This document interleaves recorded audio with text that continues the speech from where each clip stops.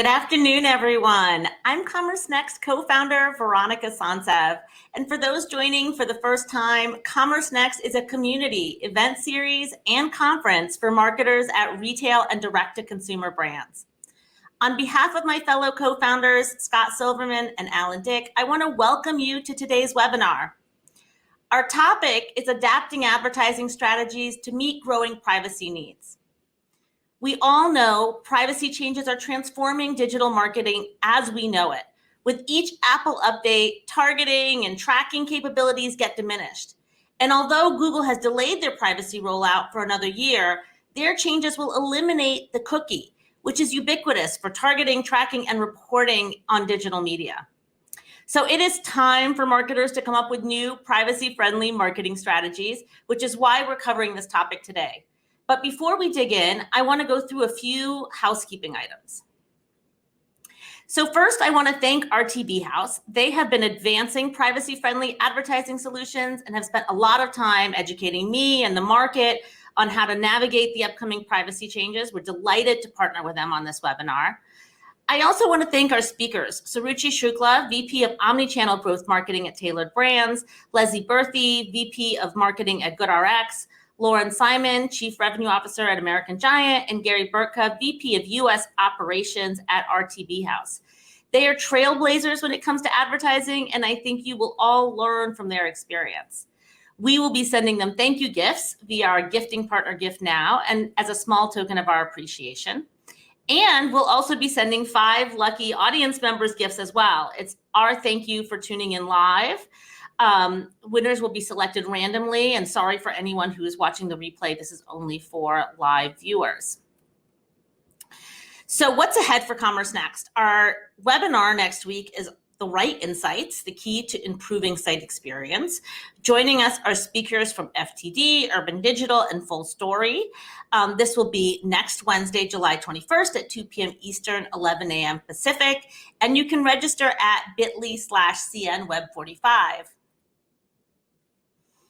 We also wanted to remind you that we have Commerce Next IRL, our in-person summit, coming up on September 28th and 29th. It's at the New York Hilton Midtown. Initial speakers include Coach, Wayfair, Elf Beauty, Everlane, JustFab, Lemonade, and more. We keep announcing speakers every week. To register, just go to commercenext.com. And then we have been super excited and having a lot of fun with our new podcast series, Conversations with Commerce Next, which is presented by our friends at Wunderkind. The podcast leans into career lessons in addition to traditional marketing topics. We just released our 3rd episode. It features Seth Goldman, who's the CEO of Urban Stems, and Ryan Urban, who's the CEO of Wunderkind. And they talk about reconnecting with the contemporary consumer. You can find Conversations with Commerce Next wherever you get your podcasts, or you can learn more on our website at commercenext.com. And then, if you've missed any of our past events, you want to replay any of the past webinars, we have a wealth of knowledge on our YouTube channel. We'd be delighted if you followed us. Just go to youtube.com/commercenext. And if you hit subscribe, you will get notified whenever we release new videos. So a few housekeeping items. Don't worry if you miss anything. We are recording this. Anyone who's been on our webinars before knows that they're generally available by the next day on Big Marker and then 2 weeks later on YouTube. I'm going to just quickly show you where everything is on the screen. So in the right-hand panel, that is where all of the interaction takes place. So you'll see that there's chat, Q&A, and handouts there. So we want you to use chat to interact with other audience members or give the speakers a high five or comment on anything that you're hearing. If you have a question, we really encourage you to use the Q&A tab because that has some additional functionality. With Q&A, you enter your question on the bottom, and then you have the ability to upvote questions, and that helps us understand, what questions are a priority. The handouts, including Gary's presentation, are available in the handout section, which is over on the right-hand side of the panel. And then for anyone who's watching the replay, they'll find that handout at the bottom of their player. So our agenda for today, we're going to start with a presentation on adapting advertising strategies to meet growing privacy needs by Gary Burka from RTB House. Then we'll ask you a couple of questions via our audience polls. And then finally, we'll have that panel discussion with Tailored Brands, GoodRx, and American Giant. So with that, I am excited to turn over the stage to Gary Burka. Gary is one of the most knowledgeable people I know when it comes to how marketing needs to adapt to privacy changes. I'm excited to have him share his expertise with this group. Gary, welcome to our virtual stage. Thank you so much, Veronica. Great warm welcome. And yeah, so I guess I will never forget the first time I saw an ad with a product that I had recently viewed. It was like yesterday, about 13 or 14 years ago. And I was working for Land's End at the time, managing the performance e-commerce channels there. And I was immediately intrigued, a little concerned, but mostly intrigued. And I became very deeply interested in AI-powered programmatic targeting from this point on. Now, these are not the exact ads that I saw way back then, but I thought they'd be a fun representation of my experience. As Veronica said, my name is Gary Burka, and today I'm the VP of Operations here at RTB House, currently focusing on our new product and marketing initiatives. Now at RTB House, we work with hundreds of agencies and thousands of brands from all over the globe to deliver personalized advertising experiences. We reach customers across devices, platforms, and browsers with personally engaging advertisements that range from display ad units to high-resolution video. Now, I know there's been a lot of noise recently in the news about the depreciation of cookies by Google, and many of you just are not sure what to do. I want to take a few minutes today and share with you some of the information that I hope will help you better understand the available methods for managing through cookieless transition and provide an updated timeline specific to the fledged launch for your consideration. Now, it's important to keep in mind that there are really three main methods that will help you to solve for a cookieless world. First, we have the identity-based methods. Now, these are subsidiary methods to replacing cookies that will incorporate varieties of ways in which users can be matched using a unique identifier of some kind. Say, for example, maybe an email address or login name. Now, some popular methods that you may have heard of that are on the radar right now are methods like LiveRamp ATS, Unified ID 2.0, ID5. We also have data clean rooms. As a matter of fact, there are many various types of similar methods on the market today to solve for this. Next, I want to share with you no identity methods. Now, no identity methods deploy pure contextual targeting to build their audiences. These methods often build context using keywords or maybe some target categories around your product or service. And last, but certainly not least, we have group-based methods. And this is where Chrome's Privacy Sandbox and Microsoft's Parakeet now both exist. It's important to note that many browsers are working on group-based methods to identify users and to solve for privacy concerns moving forward. Now, as marketers, it's also important to understand that each of these methods has strengths and weaknesses when it comes to their capabilities. Now, what I love about this job is that I get to poke in and see results from all the various campaigns and methods that we deploy here at RTB House. And what I have noticed is that web reach is drastically different for each. I also note certain methods seem to lack various data points, which can make it difficult for you if you want to optimize for, say, performance. So what we like to do here is we like to ultimately run campaigns across combinations of these methods in order to provide a comprehensive solution. That allows us to develop a real good test plan based on a client's goals and objectives and helps us find the ideal allocation between and amongst these various methods. Now, it should be no surprise to everybody in this room that we have a major battle heating up in the browser duopoly between Chrome and Safari. Now, Chrome is enjoying nearly 50% market share overall here in the US, and soon Chrome obviously will be 100% group-based targeting. But Safari, Firefox, and Edge are also depreciating cookies and data sharing, and they've been doing this for some time now. They are all too also working on their own individual group-based methods. Now, Apple has decided, instead of instantly ripping the Band-Aid off fast, they're going to iteratively roll out their privacy changes. They've taken a little bit different path from Google.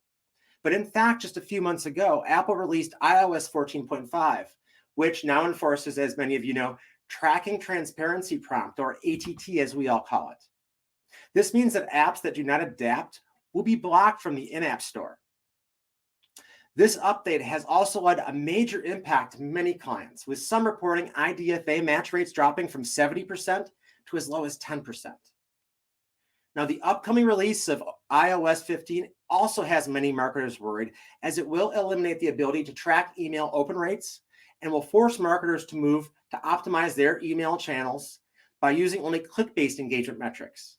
And this could be challenging transitions for many organizations. All these updates only underscore Apple's commitment, like Google's, to transitioning to a group-based environment when it comes to audience targeting and privacy. So with Google's recent announcement pushing back the deprecation of cookies, I wanted to give marketers a timeline to consider to prepare for the launch of Fledge. The time is going to go by faster than we expect. And so in order to maximize this, we need to consider a few things. As we look into the remainder of 2021, vendors are going to need to get their working prototypes fully functional. Otherwise, they're going to risk falling behind their competition. So clients, be on the lookout for available tests that you could be involved in. It's going to be important for you to test and get ahead of this. As we get into 2022, the community reviews are going to commence, and the Fledge origin trials will move into a larger scale, thus reaching the critical experimental phase. And this is very important. By the end of 2022, all preparations should be complete in order for Fledge to ship. Now, by the first half of 2023, the privacy sandbox could be potentially implemented in a stable version of the browser. And the sunset of third-party cookies will commence by the second half of 2023, as already announced by Google. So what this means is that we actually do not have 2 full years as an industry, but more or less 6 to 9 months in reality to get fully prepared for all these changes. Now, I know there's a lot of confusion, so I wanted to utilize a traditional marketing funnel to help illustrate the difference between Flock and Fledge, because as marketers, we're all very used to this marketing funnel. Now, it's important to note that Flock and Fledge are 2 separate methods for addressing privacy for 2 different types of users, and both are regarded as group-based methods. So Fledge is built for group-based advertising using first-party data based on actual historical events. It addresses retargeting, behavioral, contextual, and demographic targeting. It's not just for retargeting, it's for a lot of targeting. And this is really important. It also addresses how we handle auctions on the user devices and also publisher sides. So it solves a few different problems that we currently have with privacy. Now, they've also added on-device frequency capping and some really cool additional reporting features, which are going to be very helpful moving forward to optimize campaigns in the future. Now, one final important feature to note is that it also comes with micro-targeting prevention. And for those of you that don't know what this means that outside groups and third parties will not be able to utilize Fledge for things like fingerprinting. And this is important when you look at some of those identity solutions out there. So I realize that this is a very simplified view, but essentially Fledge is responsible for lower funnel activities, while Flock is oriented around engaging with new audiences. So on the left, when we talk about the Fledge proposal and how it's powering behavioral targeting and retargeting, here we're referring to existing and or interested customers. This is the group that is currently targeted with pixels and third-party data sets today. Now on the right-hand side of the funnel, we have prospecting, and this focuses on those new and unknown customers. Targets for these campaigns are derived from third-party data sets and lookalike audiences.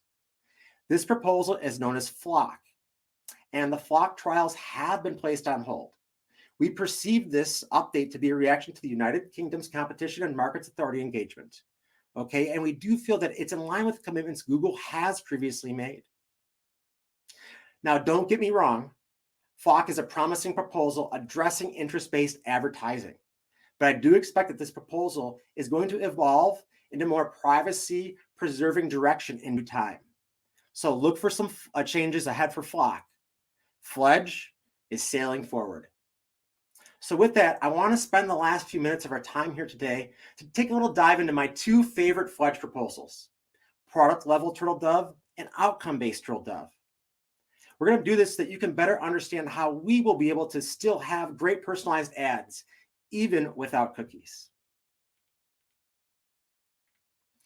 So our product level proposal for Turtle Dove provides the framework for agencies and brands to continue to be able to deliver relevant, dynamic, personalized ads.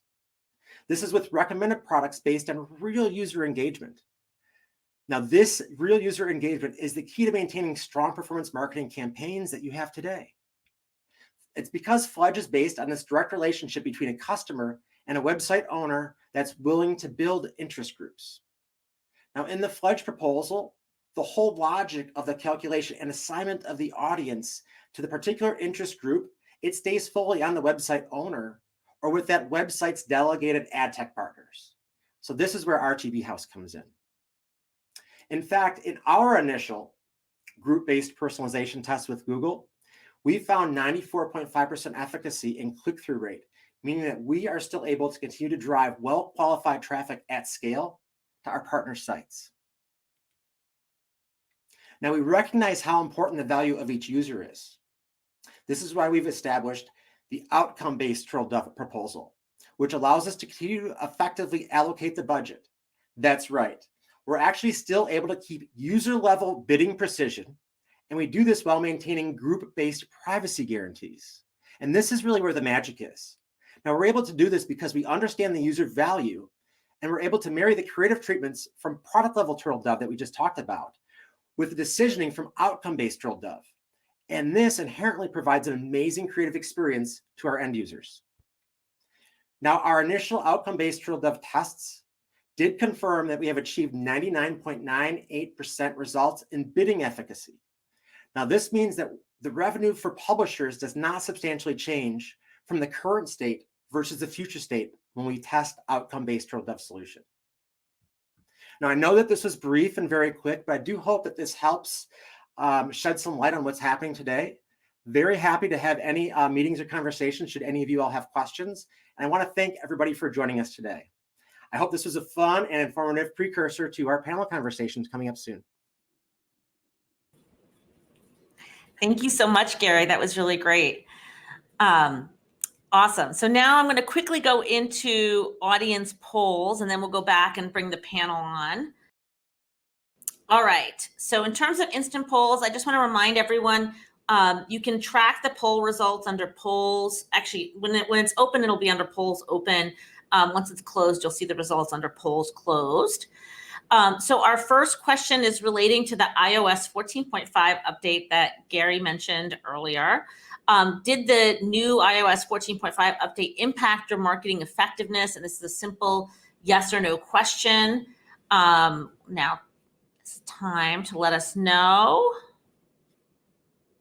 It looks like for the majority of you, it did impact your marketing effectiveness. I'm seeing 68%, now 70 say yes, and about 30% say no.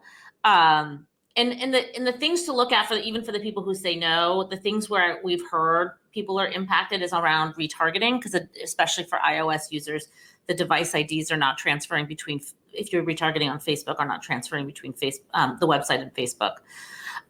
So with that, we'll close out that question and go to the next one. How have you adapted marketing in response to the growing privacy needs? And you can select all that apply. Shifted marketing spend to new advertising channels, shifted marketing spend to retention and loyalty programs, put more effort towards collecting first-party data or customer login, put in place new attribution methods, or nothing, still waiting to see how this plays out. Again, the question is, how have you adapted your marketing in response to the growing privacy needs? And we will be talking about this on the panel as well, but we wanted to see what you guys are doing to kind of benchmark the conversation.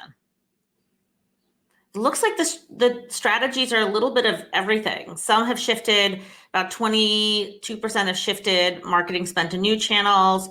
We have about 22% moved into retention and loyalty. 29% are now growing to 31%, are collecting more first-party data. So they're putting those strategies in place. And then about 25% are just waiting to see how everything plays out. A few people have put in new attribution methods, but that seems like the minority of folks on the call. But the good news is this is an opportunity to learn about all of that. Awesome. And then our last poll is really relating to next week's webinar, which is on the right insights, the key to improving site experience. And the question is, what aspect of e-commerce experience is most important for keeping people on the site and preventing them from bouncing? And this is another select all that apply. Your options are product related content, streamlined checkout experience, lifestyle/inspirational content, easy search and navigation, or something else. And if you have something else you want to share, you can put it in the chat. Again, the question is, what aspect of the e-commerce experience is most important for keeping people on the site and preventing them from bouncing? And looking at your answers, it seems like the most popular one is easy search and navigation with about 46%, then streamlined checkout with about 25%, then product related content, and the last is inspirational content. So far, no one has selected something else, so it seems like maybe we captured the core elements there. Oh, Nick, he added personalization is another important one, which I would agree. Awesome. So now we'll move into the panel discussion. I would like to invite Suruchi, Leslie, Lauren, and Gary back up to the stage. How are you guys doing? Great. Thank you, Veronica. Awesome. Well, thank you so much for joining us. I guess Suruchi, Leslie, Lauren, since we're bringing you into the conversation now, I'd love to have you introduce yourselves and your role at your company. Suruchi, start with you. Yeah, thank you, Veronica, and thank you for bringing such an important topic to the forefront. It's definitely top of mind for all of us. And hi, everybody. I'm Suruchi. I'm the VP of Omnichannel Growth Marketing at Tailored Brands. And for people who don't know Tailored Brands, we're a house of brands and own a lot of men's apparel businesses, Men's Warehouse being our flagship one. And what does omnichannel growth marketing means? It really means my team oversees all customer acquisition and retention marketing across our paid, earned, and owned channels. And prior to Tailored Brands, I ran digital marketing teams at Google and Nest, overseeing their consumer electronics business. So excited to be here and we'll be a part of this topic. Thank you. Awesome. We're thrilled that you're here. Lauren, you want to go next? Hi, everybody. Thanks for having me also. Things never stop changing in this space, as all of us and get a lot of gray hair in digital marketing at this point. But I think it is interesting to me that things are changing so dramatically now. And I think it's definitely going to be a step change in how we all need to think about our businesses and how we market. So I'm Lauren. I'm the Chief Revenue Officer at American Giant, which means I oversee our digital, retail, and growing corporate business here. American Giant, it's known for the greatest hoodie that was ever made. It's all made here in the US, from seed to cut, sew, finish, everything like that. Previous to American Giant, I was the online GM at Everlane. And then if you go way back in my history, I like to say I was at Walmart.com leading digital marketing before Walmart acknowledged the internet existed, which was an interesting time, but glad to be here and hear some thoughts. We're thrilled you're here. Leslie, last but not least. Hi, everybody. So excited to be here. Thanks for having me. My name is Leslie Amense. I've worked in marketing at various direct-to-consumer businesses with responsibility over areas ranging from acquisition to CRM to consumer insights. I'm currently the VP of Marketing at GoodRx. GoodRx is probably best known for our core business, which offers discounts on prescription meds when you're paying out of pocket or otherwise paying with cash. And I specifically focus on our subscription business, which offers additional benefits for people, as well as our telehealth business, GoodRx Care. Awesome. Well, before we dig into this conversation, I thought we could start just to give the audience a little bit of context with the marketing channels that you're using today, and then we'll go into how we're adapting those as we talk about the conversation and how the privacy changes are impacting it. And Leslie, I'll stick with you and we'll kind of go the other way around. Do you want to talk about the marketing channels that you're using at GoodRx? Absolutely. Yeah. I mean, in the past, I've typically played in all major direct response channels. Today, in my shift to the healthcare industry, the tactics tend to lean more top of funnel, like television, or linear or streaming. But we're also in channels such as direct mail, social, so Facebook and the like, search, SEM, and of course CRM continues to be more than ever a very important part of our marketing mix. Awesome. Lauren, what are you using at American Giant? How are you marketing? So, a little bit of history. American Giant's been around about 10 years, but it's been through some fits and starts. But what happened before I joined is the company became a little bit of this like weirdly lower funnel optimize off of Facebook company. So I've been here about a year, and one of my things has just been figuring out a way to get us off being so reliant on paid social. So we've just been doing a lot of the basic blocking and tackling around scaling paid search. We're starting to get into podcasts. We actually tested some TV with mixed results. One of the big channels that I'm sure I'll allude to more later that I've always been optimistic about and where we saw incredible growth at Everlane is using influencers and affiliates as a channel to really drive growth because it just avoids the biddable media space. But, it's all about what I kind of call, there's still a lot of companies like in this sort of like traditional DTC space that aren't at like massive scale, like tailored brands that still just need to get the blocking and tackling right. And that's where my head's typically at and who I am. Awesome. And Saruchi, who's got all the block and tackling set. What channels are you using? You would think that, but no, there's a lot of history behind how our marketing shifted a lot too.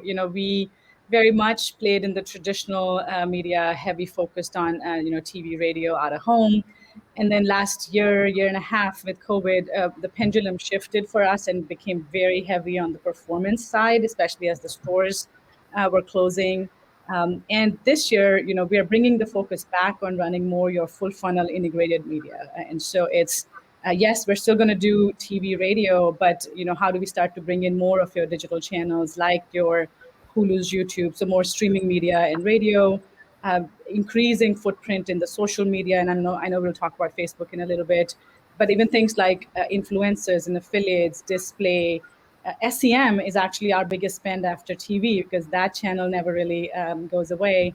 And then and focus on also your own channels. So how do you get SEO, email, DM, and SMS more effective? So really for us, it's really going after a full funnel this year. Awesome. That's great. So I think let's dig right in. Gary in the introductory presentation talked about the Apple iOS 14.5 update, and that limits the use of device IDs for tracking. When we asked the audience, the majority of them said it has already impacted their marketing. So Saruchi, I guess I'll start with you. How has your marketing efforts been impacted by the latest Apple update? Yeah, besides the gray hair, iOS, 14.5 hasn't been out there for too long. It only came out, end of April. And so probably not enough time has passed by to say, honestly, what is truly the impact. But what we started to do was we started to trend our ROAS numbers against our prospecting spend and our retargeting spends last week. And we knew that we were starting to see steady declines. But when I actually trended out, surprisingly, our ROAS number is half of what it was in mid-April, right? And so every week we knew it was like by a couple cents lower. But when you really think about it over the last 6 weeks, it's drastically come down. So we are now looking at shifting our spends from broad prospecting and retargeting and really going into the strategies that are working on Facebook. So already an impact is visible for us, for sure. And I'm still here, but something must have happened to my camera. Sorry, I don't know what it is, but I'll work on it. Oh, there you go. Wrong camera. Something happened. Well, we're gonna switch. Winging it. All right. So that makes a lot of sense, and it's amazing how quickly like ROAS gets impacted, but when you can't track IDs. Lauren, have you seen anything different on your side? I think a couple things. One is I tend to stay connected into the DTC space, and I think there's not only is iOS affecting us, we're kind of all sitting back, and there's sort of I think people coming out of the roaring 20s is happening along with iOS. And I think we're both like, is this the 20s or is it iOS? And I think it's a combination of both. Like most of the DTC marketers that I've spoken to are seeing, believe it or not, CPAs and things like that up about 50% or more versus what we're used to. And this is a combination of iOS and increased Facebook costs and all that kind of stuff. The way that people I've been talking to, including ourselves, are trying to handle it right now is actually, in a weird way, taking a step back from being as channel specific and more thinking about the aggregate pool and being like, well, if in aggregate I'm still spending about this, and if in aggregate I'm still getting this, that means I can kind of guess, and as I kind of saw, like smush my way through some of the changes in the other channels and without making major changes, kind of like keep the boat running as we're trying to figure it out. But yes, like on an individual channel basis, we've definitely seen some pretty hairy effects where obviously, we're not getting, any near the number of transactions we're seeing in Facebook. It makes it harder to optimize and all that kind of stuff. But the biggest thing is like, well, trying to like take a step back and being like, in theory, if the funnel's still working, the total should still work, even if like we're not seeing what we like on an individual basis. But it's getting harder and harder to optimize against that way too right now. Yeah, and actually there was a question from one of the audience members, Kyle Weber, asked specifically about Conversion API, which is a Facebook API. I don't know if any of you are familiar with it and can speak to how that's being impacted by some of the changes. I mean, we're on Shopify and we set that up with Facebook, and we're still seeing a massive drop off in conversions even with that. So I think they claim that it's helped, but how much it has, they're obviously still not capturing everything that they used to. Exactly. Same for us. We implemented that on a recommendation from Facebook. So it's possible that the impact is lessened because of that, but no way to really know how much. And the one change we've done is we are now loading our CRM data feeds into Facebook on an hourly basis, hoping that maybe helps to alleviate some of the data loss. But again, a lot of this is trial and error at this stage. Interesting. Very helpful. And I guess, Gary, I want to bring you into the conversation. What are you seeing from your clients, and how has RTB House shifted retargeting for clients as a result of the changes so far? Yeah, I mean, everything they're saying is what I'm hearing in our new product meetings that I'm having with clients and trying to understand how to guide through this. There's no, I hate to say the complaints, but there's requests on how to maximize the gap, being that there's been this decline in the Facebook reach. For us, we launched a full funnel product in November of 2019, and so probably ill-timed with first with Q4 that was happening. Everybody's very focused on lower funnel conversions. Then, coming into the spring last year with the pandemic, we didn't have tons of clients actively testing our full funnel campaign until just after the iOS 14.5 update. And since then, we've seen a lot of clients testing these full funnel and contextual solutions, right? And I think that clients are trying to find new and innovative ways to reach these audiences, but still keeping those guide rails of performance in mind, right? And so we're definitely seeing that as clients are testing kinds of things that retailers hadn't typically tested before. And again, a lot of these clients are seeing some great successes. Also seeing some interesting things around attribution, where some clients are testing, again, some different post view and different attributions that haven't been talked about in the mix for a few years. So I think this, again, goes back to trying to find different ways in which you're not looking at an individualized performance, but rather a group or product-based performance. Awesome. And that makes a lot of sense, and we'll talk about that in just a minute, but how we're shifting our strategies as a result of all these changes, because it's definitely impacting a lot of the traditional strategies that brands have implemented. Now, Gary, you also talked about iOS 15, which I learned about for the first time through you, and how it's going to eliminate essentially the ability to see open rates for iPhone users. I guess users can opt in, but the way they ask that question is framed in such a way I can't imagine that a lot of people are going to opt in to share that information. Can you talk about those changes a little bit? Yeah, so for me, whether I'm marketing on the client side at Land's End when I first started doing my email marketing, or building big newsletter databases at Brad's Deals, or here doing B2B marketing, the email is just a major channel for me for performance.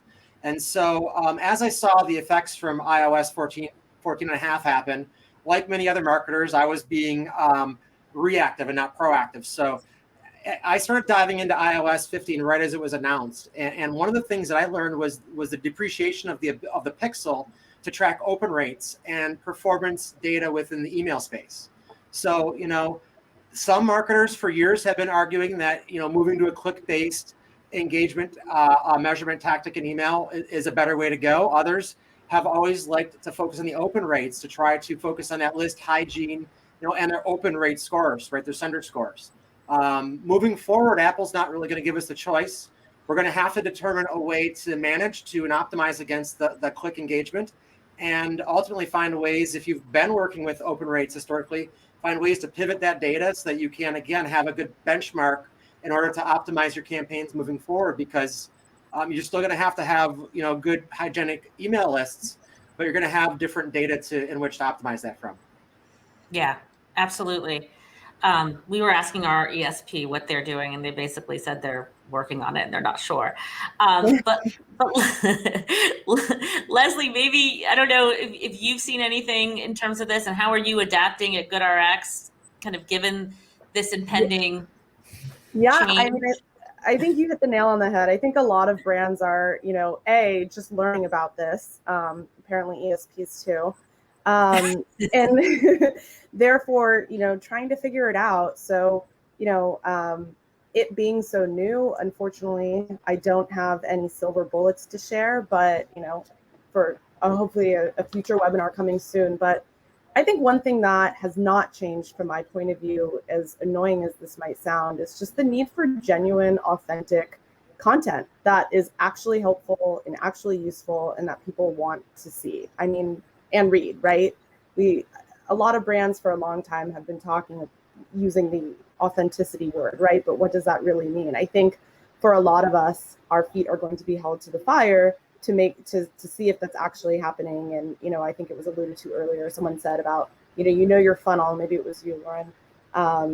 You have this funnel, it should work. And right, like just because you can't track it doesn't mean that it should be any less important. Now, I think we'll see. I think the industry is always good at figuring things out, and it'll find a workaround for that. But, that's where my head goes in terms of things like branding and being authentic and making sure you just have things that people actually want to see. Yeah, makes a lot of sense. Lauren, anything you want to add to this one? I think in some ways, this one actually makes me even sadder than I think the Facebook issues, because I think about, the role of like Facebook in a lot of these businesses versus the role of email. When email is, especially in companies like ours, 15 to 20% of your click-based sales and drive so much of your business, losing that metric actually worries me a little bit more even than like how you're going to really optimize Facebook. But, I think nobody knows yet. In fact, we actually talked to our ESP too, and they're like, we're working on it. But, I think it's like what Gary said. I think we're going to have to look into thinking about optimizing for click rates and thinking about how we build our active email list. The criteria is going to differ because we're no longer going to be able to rely on the open. We're going to have to get into, this is why, all these SMS companies are, coming up right now. This is a different type of media. So I don't think we know yet, but we're definitely going to have to pivot our strategy. Maybe the only potential thing that I don't know if it's going to come out of this good or bad is like maybe in holiday we won't see companies emailing 5 times a day. I don't know. I don't know if this is going to create more incentive or less incentive to like do the, well, we need more revenue, we're going to send more email kind of thing, because like without that metric, maybe people are going to be a little, you know, back off a little bit, like, but we'll have to see. So yeah. Well, one of the strategies that companies have is if someone doesn't open the email, they send it to them again. Now you won't know. We have the welcome stream that says, look, if you didn't open your first one, send it again. Like everybody does that. So like, here we go. Yeah. Yeah, definitely it's going to change people's strategies. Very interesting. So we spent a lot of time, or at least Gary spent a lot of time in his presentation talking about the elimination of the cookie and in a couple of years. And Suruchi, I want to go to you. And you know, before Google decided to delay this, what were you doing to prepare for this change? Yeah, you know, I can't tell you how happy I am that Google delayed it, because we were nowhere close to being ready. You know, things that we were working on and we'll probably continue to work on. This is by no means a comprehensive list, but first and foremost, build a robust first-party data strategy, I think, and then that entails both data collection and data orchestration, because a lot of people were focused, and we on figuring out the collection side of it, but then how the data comes together and how marketing can use it. There was a long way for us to go there. Building a CDP, you know, which is a year-long project that we're in the middle of, and the CDP will not just make our CRM channels effective, but really social, display, all of that needs to get more and more robust. And the CDP was not going to be ready in time for this, and so that's a great thing that it's moved. Looking at shifting our marketing tactics towards channels that are more measurable and offer deeper targeting capabilities, I think that's a journey. We embarked on that journey, but we're not necessarily at the place where we can say now we've cracked the nut, and that'll probably keep happening. And then almost the fourth one, looking at attribution tools. You know, we're going to talk about LiveRamp and some others, possibly that others are using, that help us figure out this media mix shift and really figure out between the PRR mix, prospecting, retargeting, remarketing, which ones are the right channels to go spend money against. Those are my top 4, not a comprehensive list, but those are the ones that we're focused on. Yeah. I mean, it impacts so much of the marketing funnel that you really have to kind of look at it in all aspects and figure out how to adapt. And in many ways, we were given a gift to get a little bit more time to implement it. Leslie, how does it impact your business and the changes that you made? Yeah, I think Suruchi laid out a really great roadmap. I mean, being in healthcare and the general nature of our business, we were already honestly far less dependent on cookies and some of the tactics that, you know, others on this webinar use or that I used in other retail settings. But again, just to emphasize, thinking much more about first-party data, opt-ins, getting people to want to engage and come back. How can you create those engagement loops, and retention is very front of mind. So first-party data is something that it keeps coming up. So I want to double click on that just for a second. And I'm going to go to Gary for this one because I know there's a lot of interesting strategies. How are you helping clients leverage first-party data more effectively, kind of given this pending elimination of the cookie? Yeah, and you know, and ultimately, you know, Suruchi, she mentioned, you know, a key brand that we're working with, and her mentioning of LiveRamp, right? And so we're working with partners like LiveRamp with, for example, their ATS solution. So there's many identity partners creating new solutions in the marketplace. You know, LiveRamp is one of those that are creating a new solution, and so we're working with these partners to be the first DSP, hopefully in many new markets, to be able to launch and test these new methodologies and solutions to get them into the marketplace. So the ATS is one of those examples where they're having this new authenticated way to address users, which offers a higher rate at which you can match users, as well as a more secure way to match users. And they're doing it by eliminating some of the people in the middle and ultimately going directly to the DSP. So by being a more nimble platform and partner that we are, we're putting ourselves in a position to not just be a leader within the community with W3C to create proposals with companies like Google, but also to foster partnerships with great companies like LiveRamp and even Trade Desk as they work on their identity solutions, and to be able to broker and utilize those solutions comprehensively across our inventory sources to bring our clients, again, a mixture of these solutions. For us, it's not about trying one solution. It's about having the path or the bridgeway, the pipes, where we can utilize and deploy all of these solutions and determine what percentage of it should be LiveRamp, what percentage of it should be ID5, what percentage of it should be 2.0, what should we be doing through some different identity graphs, and then what needs to be done through the SCAD networks and the parakeets and the fledges of the world in order to really find that balance, because it's going to be a balance of reaching users as well as bringing data in to identify how good you're performing. And there's going to be, I think, a bit of a gray area as we kind of go through this in a progressive fashion. And Gary, do you think that brands are going to have to use a combination of these solutions? Will different solutions work for different brands depending on, the type of audience they're reaching? Yeah, I do think it's going to be a matrix of solutions. Just like if you look at, online right now, if you eliminate paid search, it hurts your SEO. If you eliminate affiliates, it's going to hurt your display. You want to utilize some allocation of all channels.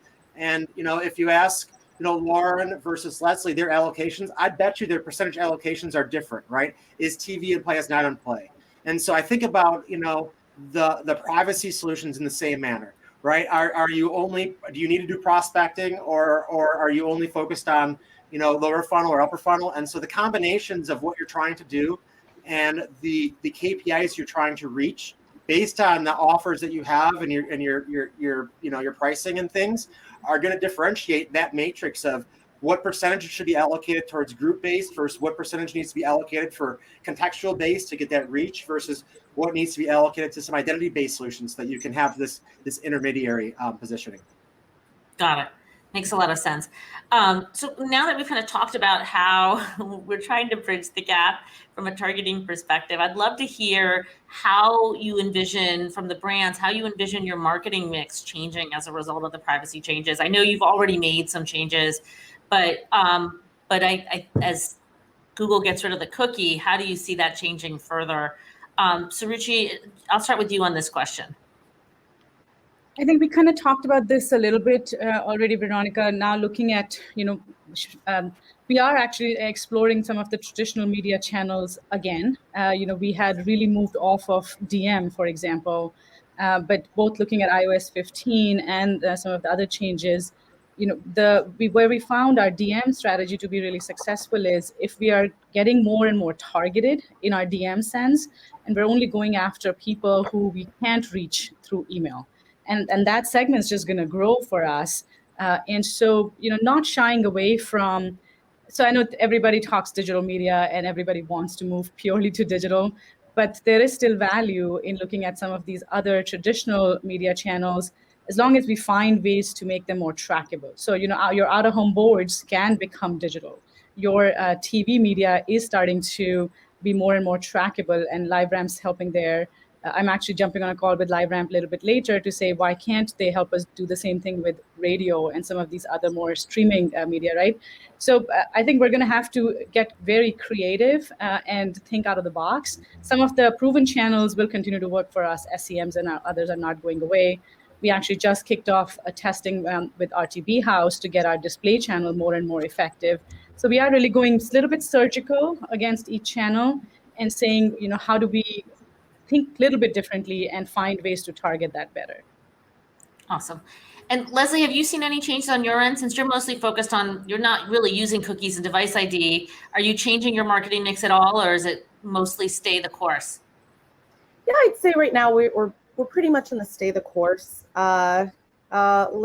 The marketing mix hasn't changed much so far, which is great. I think, look, top of funnel and awareness is never going to be a bad thing. It's somewhere where we were playing before. It's somewhere where we continue to be.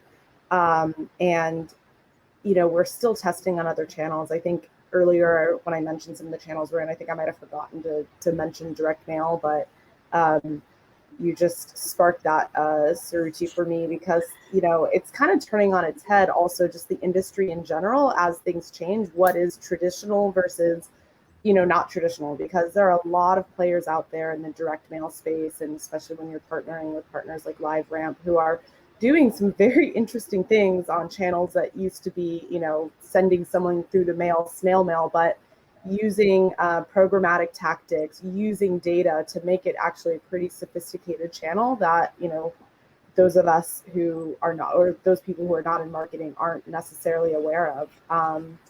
So yeah, you know, still testing other channels. And then I think I've mentioned leaning into CRM to engage and retain, which is something that we would have been doing anyways. Yeah, awesome. And we have a question from one of the audience members that asked about retail media, but I don't know if anybody here on the call is actually doing that, kind of given your products. Yeah, it's probably not a question that we can answer. All right, so moving on. Let's talk about attribution, because I think that's a nice meaty one, and definitely impacted by the fact that we will have less dependence on cookies and device ID. What have you done to adapt your attribution strategies? Lauren, would you mind if I started with you on this one? Sure.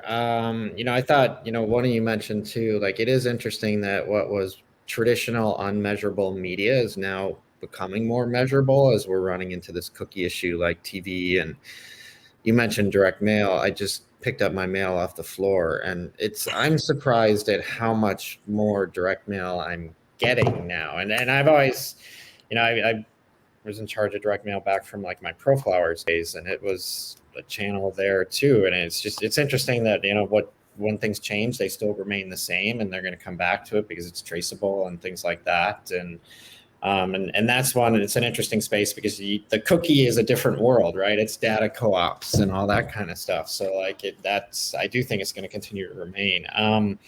I alluded to this before, and I think the biggest change that like I've been seeing and talking to is just kind of like softening up our pure channel attribution and just being more comfortable with the total and saying, look, if I'm spending this and I'm getting this and I see the decent metrics underneath it, you know, I don't have to as religiously ensure that like Facebook is at a certain payback and search is at another payback, and just kind of bet on the fact that like people like us have gray hair and history and understand the role of the channels to some extent. And somebody asked, you know, I think I see it in the chat that like, do you expect e-commerce companies to invest more in branding? I do believe so, because I think as you naturally measure less, it's going to challenge you to think more about the funnel and developing awareness and consideration and saying, look, as long as my marketing spend is 15% of revenues and the business is going in the right direction, I'm actually going in the right place. And actually for a lot of businesses like ours,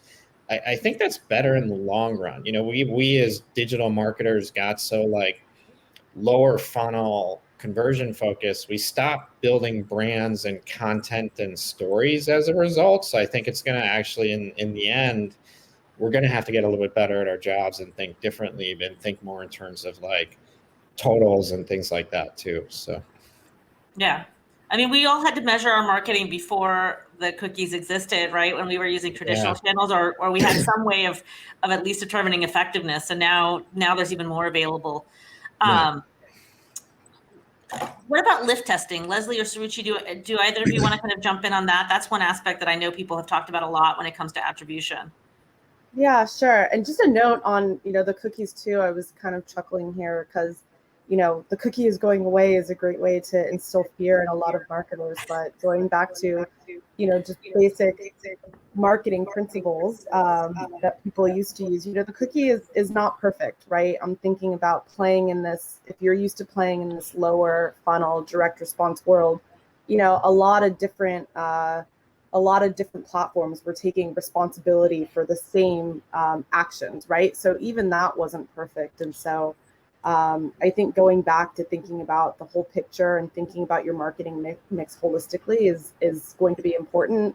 It was yesterday, it is today, and it will be tomorrow. So yeah, in the past, you know, I've done things like, you know, studies on incrementality and figuring out which channels are actually incremental. Those are things that we can still do. You mentioned, Veronica, lift studies. Those are important. And I think it's ultimately, the end goal here, cookie or not, is to determine the impact and effectiveness of your marketing mix in general, and that will continue to be important for all of us. And Veronica, what I'll say is, I wish I could say like Lauren, that it's okay to loosen measurements. It's kind of the opposite on my end.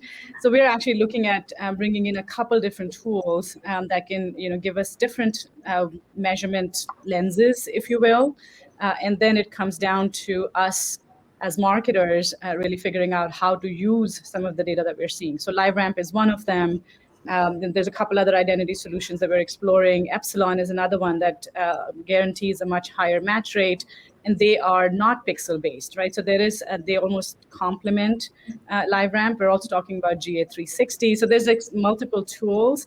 Each of them will give slightly different reads on performance, and then it comes down to our collating that data and figuring out, which number and what's the real number that we want to put money behind.